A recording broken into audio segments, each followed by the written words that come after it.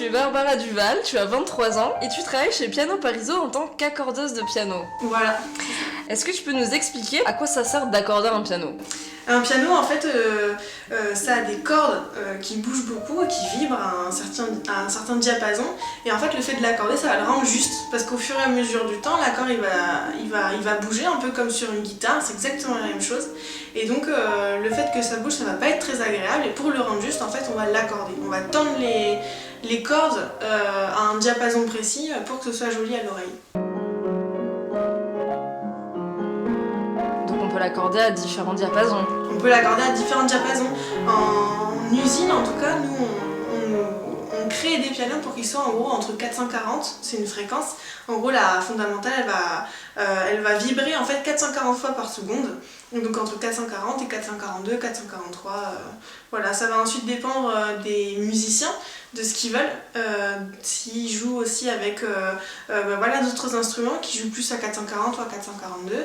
Et puis voilà, ça va aussi dépendre du piano qui va en fonction par exemple des scènes ou des salles ou des pièces être voilà, plus ou moins haut. Voilà, ça va dépendre de plein de petites choses, mais effectivement c'est entre 440 et 442 en général. Et si tu les tournes un petit peu, et ben hop, comme ça. Il faut qu'elles aient encore un peu de jeu, mais elles claquent beaucoup moins. L'objectif des réglages d'un piano, c'est que l'artiste, quand il met, ou le pianiste, quand il pose ses mains sur son clavier et qu'il met une dynamique, qu'il met de l'énergie dans ses touches, en fait que l'énergie arrive jusqu'au marteau et jusqu'à la corde, et pas qu'elle se soit en fait perdue en route. Donc nous on va faire des réglages pour qu'ils soient optimales, pour que les réglages soient optimaux, et pour que tu puisses voilà, mettre toute ta dynamique et toute ton intention dans ta touche et qu'elle soit amenée jusqu'à ta corde. Il y a beaucoup de personnes qui ne le savent pas, mais en tout cas un piano, en gros, c'est entre 8 et 10 000 pièces. D'accord. Donc mobile ou pas, c'est-à-dire que vraiment le piano en général, c'est entre 8 et 10 000 pièces pour un piano droit. Et donc toutes ces pièces-là, en fait, elles ont un réglage pour en fait, optimiser le piano, le toucher, le son, etc. Et nous, l'objectif, ça va être, quand on commence un réglage, de faire en sorte que l'énergie que toi en tant que pianiste tu mets dans ta touche, en fait elle soit retransmise directement au marteau qui va venir frapper la corde et faire le son. Et puisqu'il y a plein de points de friction, voilà, de rotation, etc., nous on doit faire en sorte que ce soit juste libre comme il faut, serré comme il faut pour pas en fait voilà, faire perdre de l'énergie voilà, du début de l'action en fait à la fin de l'action de la mécanique et du clavier. Prendre du jeu, c'est quand le feutre ou le bois, ou souvent c'est le feutre en fait s'écarte un petit peu s'écarte et se tasse un peu de sa position disons originale, et en fait donc c'est comme un peu une chaussure. Quand tu la mets et qu'elle est toute neuve, et ben elle te compresse, ouais. Merci, elle te compresse le pied et à un moment donné elle s'écarte. Et ben le clavier et le piano en général, la mécanique, c'est exactement la même chose. D'accord, ok. Donc là, qu'est-ce que tu es en train de faire? Tu es en train d'enlever le jeu qui est en trop, c'est Alors ça? je suis en train d'enlever le jeu qui est en trop parce qu'on a des pointes d'enfoncement qui sont pas toutes droites, et donc si on les décale un petit peu, on peut en tout cas atténuer ce jeu-là.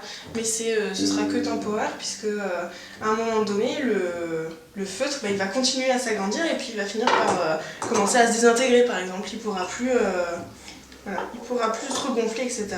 Et donc dans ce cas-là, il faudra faire appel à quelqu'un qui a un atelier, et donc il faudra les changer. Est-ce que tu trouves que le métier d'accordeur est un métier difficile? Alors ça dépend ce que tu fais, c'est-à-dire que ton accordeur de piano, simplement accordeur, c'est pas si difficile que ça. Ça demande beaucoup de travail, puisque en fait tu vas former ton oreille à entendre quelque chose de spécifique, et une oreille c'est un muscle, donc comme pour ceux qui font de l'athlétisme ou du sport, ils vont devoir travailler leurs muscles, et nous on va faire pareil avec nos oreilles. Et c'est quelque chose qu'on entend, qu'on n'écoute pas du tout. À la base, quand on est pianiste, on écoute le son, etc. Et nous, on va vraiment chercher la fondamentale, des vibrations, etc. Et donc, ça va être un peu ce challenge-là à dépasser. Mais accordeur, ça va, c'est pas si compliqué. Ensuite, si tu veux faire des réglages, si tu veux faire de l'atelier, te spécifier dans le service concert, ça dépend la spécification que tu choisis. Et ben, ça va être, on va avoir beaucoup plus de choses à faire, vraiment des détails à prendre en compte, etc. Et donc là, effectivement, chacun a ses difficultés. Et, voilà. Donc, mais accordeur, ça va, faut s'y faire, faut se roder. L'enfoncement, c'est le fait d'enfoncer une touche jusqu'en bas, comme ça. Oui. Et en fait, tu peux modifier cet enfoncement ce qu'on appelle l'aftertouch, c'est l'impression de s'enfoncer profond ou pas dans la touche, et tu peux le modifier par des réglages en fait. Chaque pianiste on a toujours des cotes un peu générales, et chaque pianiste en fait a aussi son affinité et ses préférences de réglage, et donc nous on va pouvoir ensuite travailler avec le pianiste pour voir ce qu'il préfère ou pas et améliorer le piano, un peu le personnaliser. Est-ce que tu peux nous parler un peu de Piano Parizeau, là où tu travailles? Piano Parizeau, ça a été créé en fait en 87 par Monsieur Parizeau, Monsieur Daniel Parizeau. En fait, elle a été donc on a réalisé une passation l'année dernière avec donc mes camarades et moi-même. Et donc on est 4 aujourd'hui à avoir récupéré l'entreprise et à la faire fonctionner. Donc il y a Frédéric, Clément, Gaël et moi. Frédéric et Clément, c'est 2 techniciens. Et Gaël, c'est un commercial, moi je suis technicienne aussi. Et donc nous, notre spécificité, c'est qu'on a donc un magasin avec des concessions. On vend plusieurs marques, on vend du Steinway, du Yamaha, Bechstein, Hoffmann, Steingraeber, des neufs. Donc on est en contact directement avec les fournisseurs et les usines. Et ensuite, on fait de la prestation chez les clients. Ouais. On fait de l'accord, on fait du réglage, on fait de l'entretien, de l'optimisation. On entretient les parcs instrumentaux des conservatoires. Donc on a le conservatoire de Toulouse, Colomiers, on a celui de Lagnac, enfin vraiment dans le sud, on a celui d'Albi, du Tarn, etc. Et nous on est spécialisé dans le service concert, c'est-à-dire qu'on prend nos pianos, on a une dizaine de pianos de location de concert, en fait qu'on va venir récupérer avec nous, qu'on va amener sur une scène, on va les poser, on va les accorder, on va les régler vraiment au maximum qu'on puisse, et puis ensuite le musicien il va venir essayer le piano, jouer, répéter, voir si ça lui convient ou si ça lui convient pas, puisque le pianiste c'est un des seuls musiciens qui ne peut pas emmener son instrument avec lui, donc il doit toujours se faire un peu au nouveau piano qu'il y a devant lui. Et donc en fait on vient lui faciliter la tâche en l'aidant à avoir ces sensations, les sensations qu'il préfère. On va l'accorder encore un petit peu avant de monter sur scène. Le concert va se passer et nous, à la fin du concert, en fait, on va venir récupérer notre piano et le ramener au magasin où il sera stocké pour repartir le lendemain un autre jour. Tu l'entends normalement la différence? Là, il a dû descendre depuis le temps, mais... Ouais, il sera plus à 440 que 442. Il faudra l'accorder toujours au même diapason pour qu'il se stabilise. Et si jamais effectivement, il n'y a pas de raison, c'est un B2, les B2 c'est solide, et si tu ne bouges pas de place et que l'hygrométrie reste en fait pareil, il n'y a pas de raison qu'il bouge. Ok.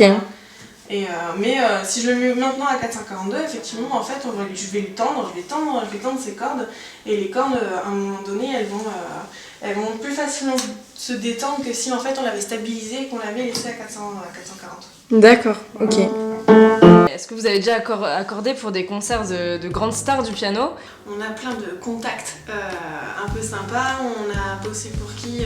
On a bossé pour Big Flo et Oli. Ensuite en jazz, on a bossé pour Chocho Valdez, Chico Rea. On a bossé pour Rémi Panossian, Amaury Faye.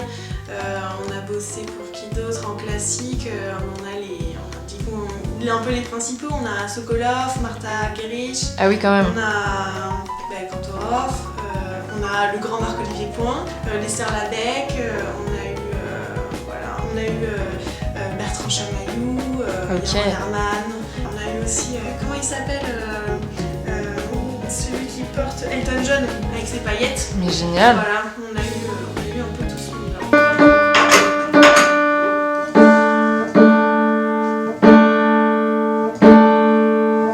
Et oui, j'ai réussi. Donc là, c'est les cordes basses, et plus tu remontes comme ça, plus tu es dans les aigus. C'est pour ça que les aigus, en fait, ils sont tout petits. Voilà. Ok. Pour les aigus, ils résonnent pas énormément. Voilà. Et voilà. Juste avec ça, tu vois, c'est pour ça que je dis que c'est un peu un obliquaire, un piano, c'est un peu pareil. Je vais juste tourner une vis. Pour voilà. Vérifie que tu n'as plus tes plastiques. C'est quand la fois où tu as le plus stressé pour accorder un piano? La fois où j'ai le plus stressé, c'est la première fois, je pense, où... alors sur scène de pression, mais c'était de la bonne pression. C'est la première fois que j'accordais sous le chapiteau de Jazzine Marciac. D'accord. J'ai accordé pour Jimmy Colomb. Ok. Et c'était assez stylé. Du coup, j'avais un peu la pression de vraiment bien vouloir faire les choses. Et ensuite, là où c'est le plus compliqué, en tout cas, c'est quand il y a des changements d'hygrométrie, de variation. Donc en été, où il fait 20 le matin et 40 degrés l'après-midi, etc. Et ben les pianos, ils ont plus tendance à bouger un peu, puisque le bois, en fait, gonfle et peut se compresser. Et donc, on a des changements d'accords.